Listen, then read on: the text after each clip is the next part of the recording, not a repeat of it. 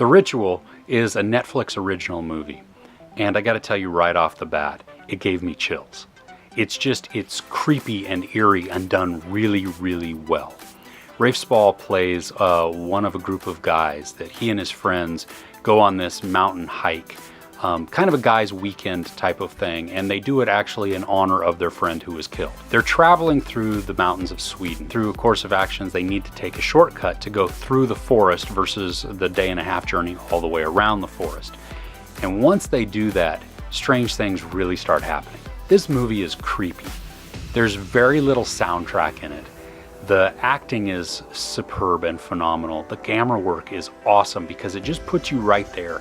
And it's reminiscent of the Blair Witch Project, but not because of camera work. It's not found footage or anything like that.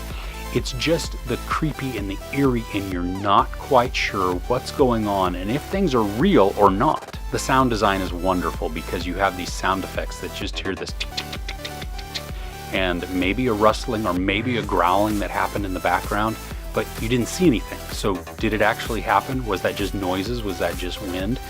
And all of the characters are freaked out equally as well. There's a fair amount of language in this and a lot of violence as well. There's no sex and no nudity, but those two in and of themselves make up for quite a bit. So it's definitely more geared towards teens and adults and certainly not children. The character development in The Ritual is surprisingly good because we don't get to know the characters a whole lot before we're just thrust into the action of the movie. And yet we still feel that we're connected to them, we're rooting for them, we're concerned about how they're gonna fare as they trek through this forest. Netflix's track record has been pretty good with their original movies.